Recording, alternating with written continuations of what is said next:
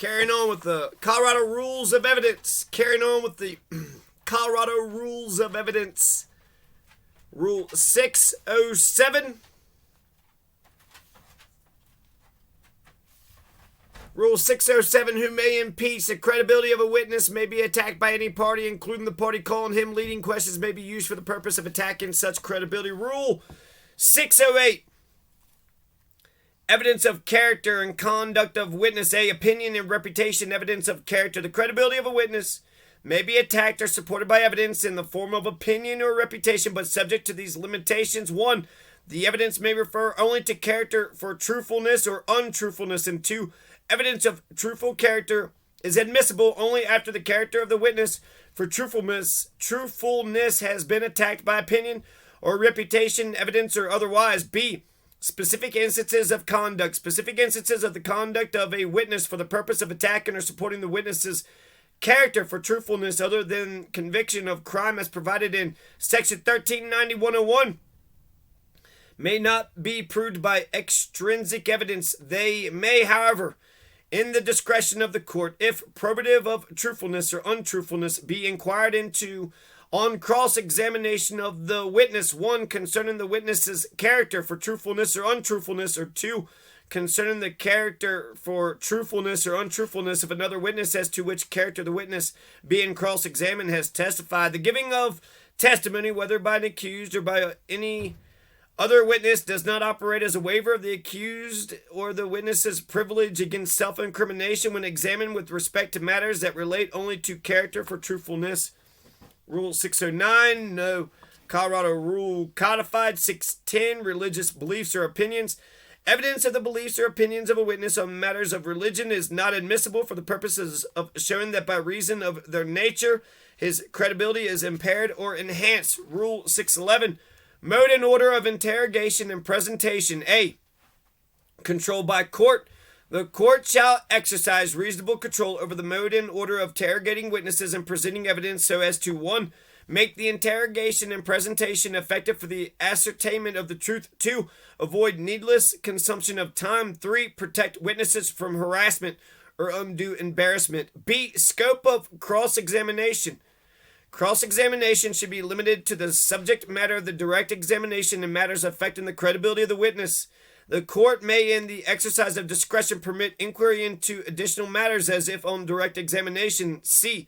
Leading questions. Leading questions should not be used on the direct examination of a witness except as may be necessary to develop his testimony.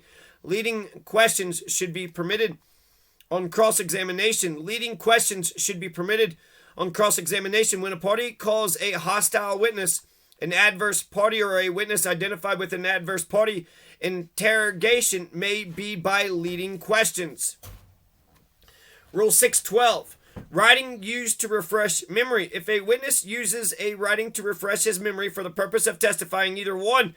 While testifying, or 2. Before testifying, if the court in its discretion determines it's necessary in the interest of justice, an adverse party is entitled to have the writing produced at the hearing, to inspect it, to cross-examine the witness thereon, and to introduce in evidence those portions which relate to the testimony of the witness. If it is claimed that the writing contains matters not related to the subject matter of the testimony, the court shall examine the writing in camera. In camera, excise any portions not so related, and order delivery of the remainder to the party entitled thereto. Any portion withheld over objection shall be preserved and made available to the appellate court in the event of appeal. If a writing is not produced or delivered pursuant to order under this rule, the court shall make any order justice requires, except that in criminal cases when the prosecution elects not to comply, the order shall be one striking the testimony, or if the court in its discretion determines that the interest of justice shall require, declaring a mistrial. Rule 613. Prior statements of witnesses. A. Examining witness concerning prior inconsistent statements for impeachment purposes. Before a witness may be examined for impeachment by prior inconsistent statement, the examiner must call the attention of the witness to the particular time and occasion when the place where and the person to whom he made the statement. As a part of that foundation, the examiner may refer to the witness statement to bring to the attention of the witness any purported prior inconsistent statement. The exact language of the prior statement may be given. Where the witness denies or does not remember making the prior statement, extrinsic evidence such as a deposition proving the utterance of the prior evidence is admissible. However, if a witness admits making the prior statement, additional extrinsic evidence that the prior statement was made inadmissible. Denial or failure to remember the prior statement is a prerequisite for the introduction of extrinsic evidence to prove that the prior inconsistent statement was made. Rule 614, call an interrogation of witnesses by court. 1A, call them by court. The court may, on its own motion or at the suggestion of a party, call witnesses, and all parties are entitled to cross-examine witnesses thus called. B, interrogation by court. The court may interrogate witnesses whether called by itself or by a party. C, objections. Objections to the calling of witnesses by the court or to interrogation by it may be made at the time or at the next available opportunity when the jury is not present. Rule 615, exclusion of witnesses. At the request of a party, the court shall order witnesses excluded so that they cannot hear the testimony of other witnesses, and it may make the order of its own motion. This rule does not authorize exclusion of 1, a party who is a natural person, or 2, an officer or employee of a party which is not a natural person, designated as its representative by its attorney, or 3, a person whose presence is shown by a party to be essential to the presentation of his cause. Rule 701, opinion testimony by lay witnesses. This is Article 7, opinions and expert testimony. Rule 701, opinion testimony by lay witnesses. If the witness is not testifying as an expert, the witness testimony in the form of opinions or inferences is limited to those opinions or inferences which are A, rationally based on the perception of the witness. B, helpful to a clear understanding of the witness testimony or the determination of a fact and issue. And C, not based on scientific, technical, or other specialized knowledge within the scope of Rule 702. And what's Rule 702? It's testimony by experts. I'm going to take a quick little drink and smoke break here.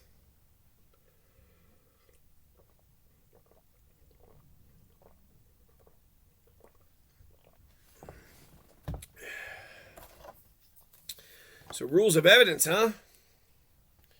Man, oh man. So we're allowed to, or you think video and photos? You're allowed to have opinions and testimonies. You would think videos and photos would be admissible, right? Videos and photos, and of course statements, but statements are, I can understand why people don't, want to just use a statement. Well, the guy said it. The guy said it. The guy said you fired some warning shots, and that's all he needs to do. How come? I had to write 5-page complaint, and I talked to one cop and another cop and the DA and the judge and the judge and the judge and the judge, and I didn't get hurt at all. It's almost like you don't give a shit about felony menacing. It's almost like you don't give a shit about stopping crime. It's almost like you don't give a shit at all.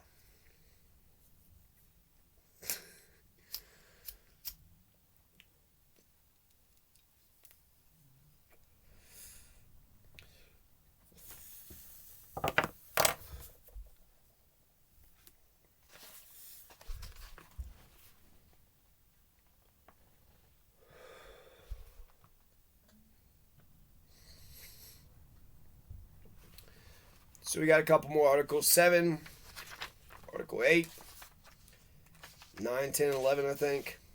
Article 7, opinions and expert testimony. Article 8 is hearsay. Oh, shit. Objection, Your Honor. That's hearsay. No, Your Honor. That is hearsay. Article 9, authentication and identification. Your Honor, where the hell did that picture even come from? That's not even a real that picture. Don't look at that Don't look at that video. Objection, foundation. You don't know where it came from. You don't know who did it. No, ignore your lying eyes. Listen to the opinions of the judges. Don't listen to the truth. This is the code of the SLV. Oh, goodness gracious. I guess, as long as I get to speak, I mean, that's nice, huh? To have the freedom to speak, not just to complain, but to remonstrate. I'm allowed to call a judge an asshole. I can call a judge a piece of shit. There's a specific court case. Attorney General v. something, 1906. Yeah, no, I'm allowed to call you an asshole. I'm not allowed to threaten you, but I can call you a piece of shit as many goddamn fucking times as I feel like. You pieces of shit. You pieces. God, so many pieces of shit. It's a pile of shit at this. It's piles and piles of shit at this point. POS, not a piece of shit, a pile of shit. Rule 702, testimony by experts. If scientific, technical, or other specialized knowledge will assist the trier of fact to understand the evidence or to determine a fact and issue, a witness qualified as an expert by knowledge, skill, experience, training, or education may testify thereto in the form of an opinion or otherwise. Rule 703, basis of opinion testimony by experts. The facts or data in the particular case upon which an expert bases an opinion or inference may be those perceived by or made known to the expert at or before the hearing, if of a type reasonably relied upon by experts in the particular field, in forming opinions or inferences upon the subject. The facts or data need not be admissible in evidence in order for the opinion or inference to be admitted. Facts or data that are otherwise inadmissible shall not be disclosed to the jury by the proponent of the opinion or inference unless the court determines that their probative value in assisting the jury to evaluate the expert's opinion substantially outweighs their prejudicial effect. Rule 704, opinion on ultimate issue. Testimony in the form of an opinion or inference otherwise admissible is not objectionable because it embraces an ultimate issue to be decided by the trier of fact. Rule 705, disclosure of facts or data underlying expert opinion. The expert may testify in terms of opinion or inference and give reasons, therefore, without first testifying to the underlying facts or data unless the court requires otherwise. The expert may in any event be required to disclose the underlying facts or data on cross-examination.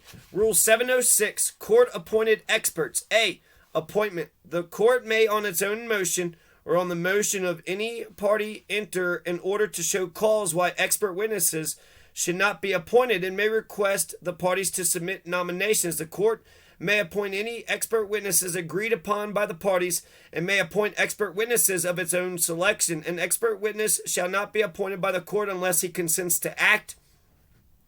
A witness so appointed shall be informed of his duties by the court in writing, a copy of which shall be filed with the clerk or at a conference in which the parties shall have opportunity to participate. A witness so appointed shall advise the parties of his findings, if any. His deposition may be taken by any party, and he may be called to testify by the court or any party. He shall be subject to cross-examination by each party, including the party calling him as a witness. B, compensation. Expert witnesses so appointed are entitled to reasonable compensation in whatever sum the court may allow. The compensation thus fixed is payable from funds which may be provided by law in criminal cases and civil actions and proceedings involving just compensation under the Fifth Amendment. In other civil actions and proceedings, the compensation shall be paid by the parties in such proportion and at such time as the court directs, and thereafter charged in like manner as other cost. C, disclosure of appointment. In the exercise of its discretion, the court may authorize disclosure to the jury of the fact that the court appointed the expert witness. D, parties experts of own selection. Nothing in this rule limits the parties in calling expert witnesses of their own selection. Article 8, hearsay. Rule 801, definition. The following definitions apply under this article. A, statement. A statement is 1, an oral or written assertion, or 2, a nonverbal conduct of a person if it's intended by him to be communicative. B, declarant. A declarant is a person who makes a statement. C, hearsay. Hearsay is a statement other than one made by the declarant while testifying at the trial or hearing offered in evidence to prove the truth of the matter asserted. So sometimes you can hearsay, but sometimes hearsay is not allowed. Statements which are not hearsay. A statement is not hearsay if 1. It's a prior statement by a witness. The declarant testifies at the trial or hearing and is subject to cross-examination concerning the statement, and the statement is A. inconsistent with his testimony, B. consistent with his testimony and is offered to rebut an express or implied charge against him of recent fabrication or improper influence or motive, or C. one of identification of a person made after perceiving him, or 2. admission by party opponent. The statement is offered against a party and is A. the party's own statement in either an individual or a representative capacity, or B. a statement of which the party has manifested an adoption or belief in its truth, or C. a statement by a person authorized by the party to make a statement concerning the subject, or D. a statement by the party's agent or servant concerning a matter within the scope of the agency or employment made during the existence of the relationship, or E. a statement by a co-conspirator of a party during the course or in furtherance of the conspiracy. There is something in the restorative justice that's something about the agreement. You can write up some sort of agreement of memorandum, an agreement of memorandum or something. I don't know.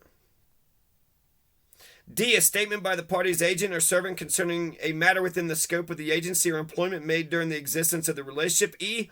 a statement by a co-conspirator of a party during the course and in furtherance of the conspiracy. The contents of the statement shall be considered, but are not alone sufficient to establish the declarant's authority under subdivision C, the agency or employment relationship and scope thereof under subdivision D, or the existence of the conspiracy and the participation therein of the declarant and the party against whom the statement is offered under subdivision E.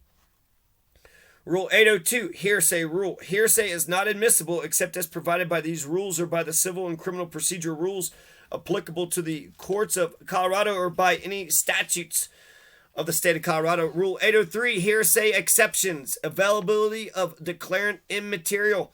The following are not excluded by the hearsay rule, even though the declarant is available as a witness. 1. Spontaneous present sense impression. Spontaneous present sense impression. A spontaneous statement describing or explaining an event or condition made while the declarant was perceiving the event or condition. 2. An excited utterance. A statement relating to a startling event or condition made while the declarant was under the stress of excitement caused by the event or condition. 3. Then existing mental, emotional, or physical condition. A statement of the declarant's then existing state of mind, emotion, sensation, or physical condition, such as intent, plan, motive, design, mental, feeling, pain, and bodily health, but not including a statement of memory or belief to prove the fact remembered or believed unless it relates to the execution, revocation, identification, or terms of the declarant's will.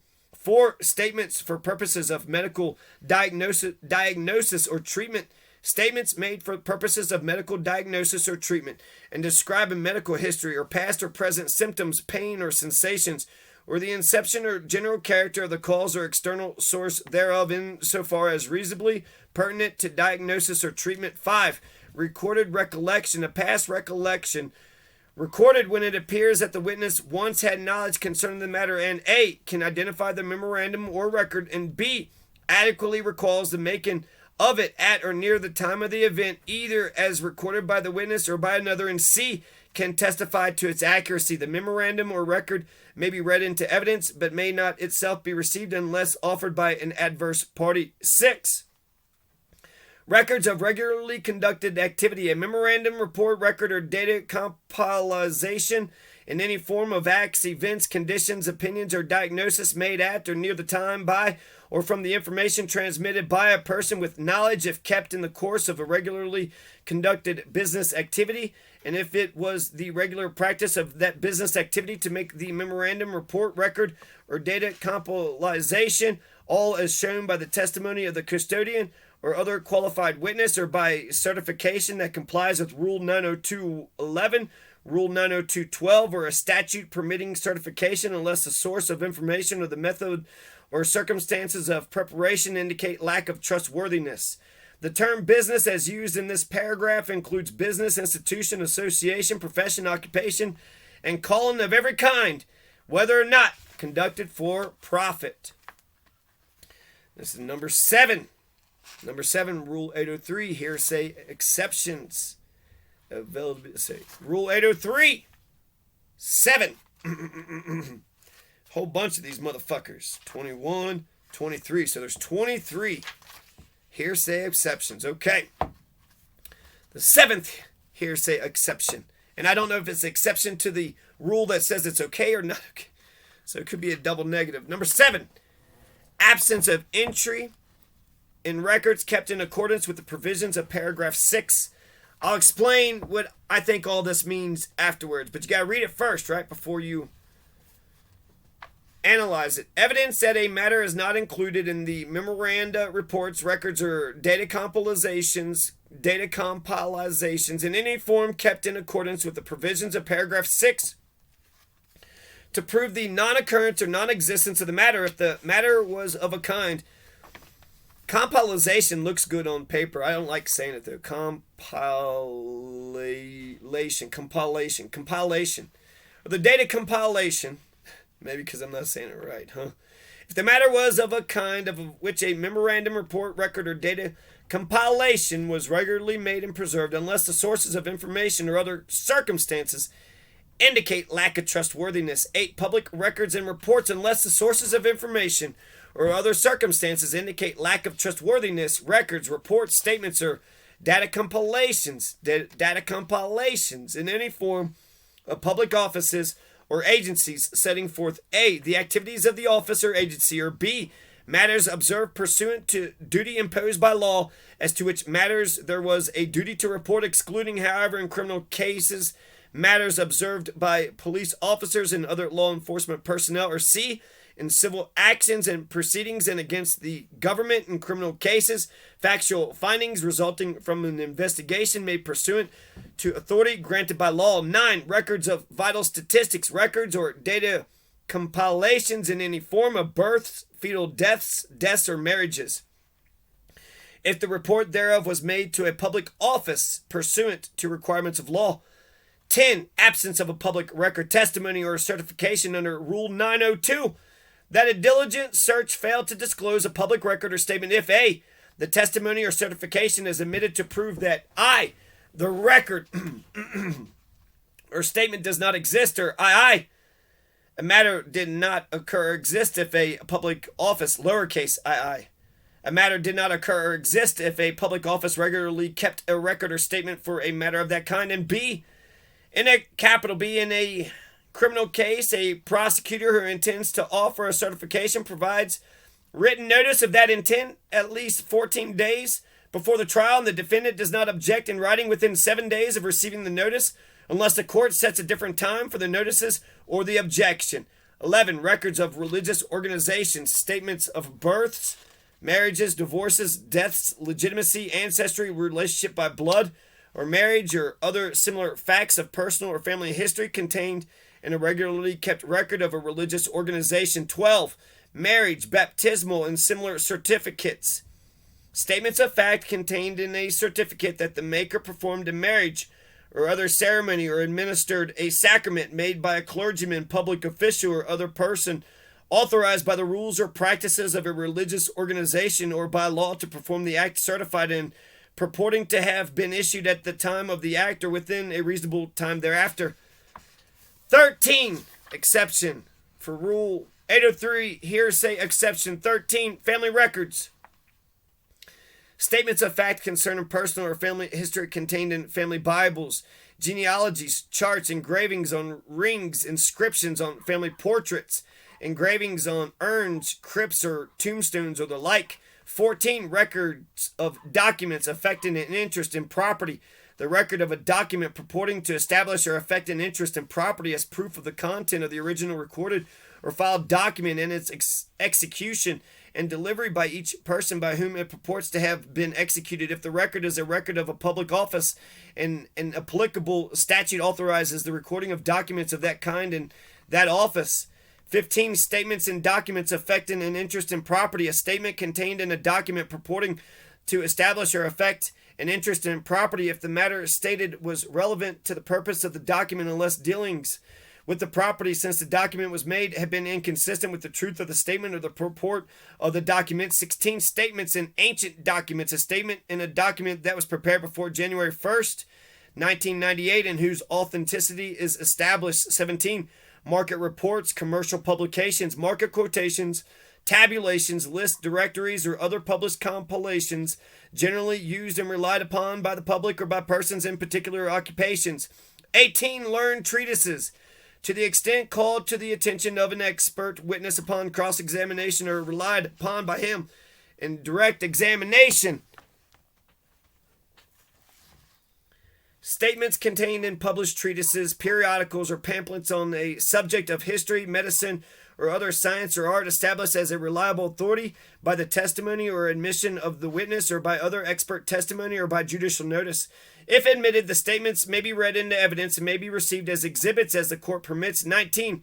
Reputation concerning personal or family history. Reputation among members of his family by blood, adoption, or marriage, or among his associates or in the community concerning a person's birth, adoption, marriage, divorce, death, legitimacy, relationship by blood, adoption, or marriage, ancestry, or other similar fact of his personal or family history. 20.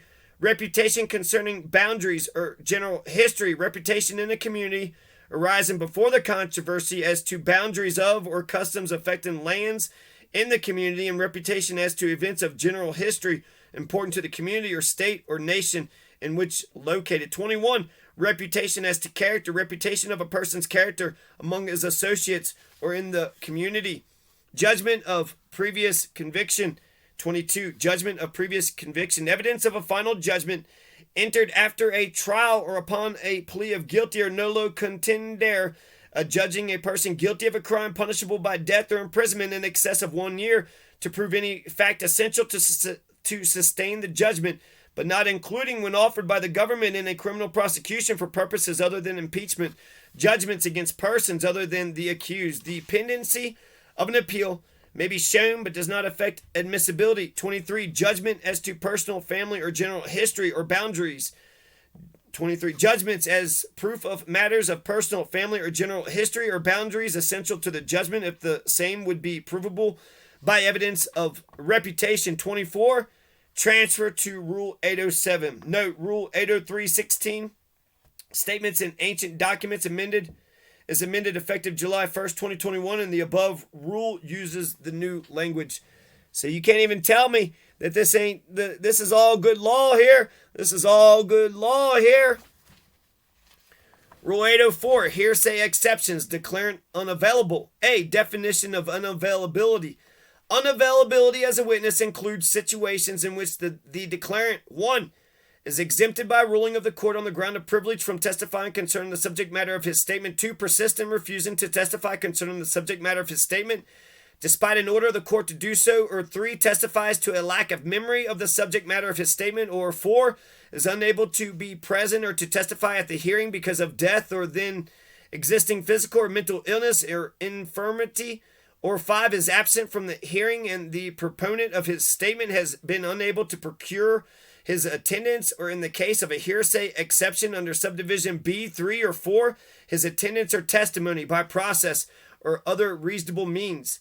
A declarant is not unavailable as a witness if his exemption, refusal, claim of lack of memory, inability, or absence is due to the procurement or wrongdoing of the proponent of his statement for the purpose of preventing the witness from attending or testifying. B, hearsay exceptions. The following are not excluded by the hearsay rule if the declarant is unavailable as a witness. 1, former testimony.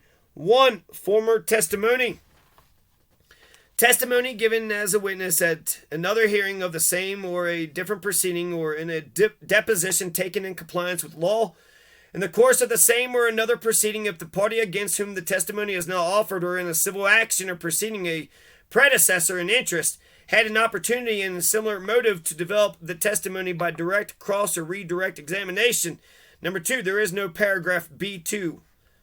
3, statement against interest. A statement that a reasonable person in the declarant's position would have made only if the person believed it to be true, because when made it was so contrary to the declarant's proprietary or pecuniary interest, or had so great a tendency to invalidate the declarant's claim against someone else, or to expose the declarant to civil or criminal liability, and B, is supported by corroborating circumstances that clearly indicate its trustworthiness if it is offered in a criminal case as one that tends to expose the declarant to criminal liability.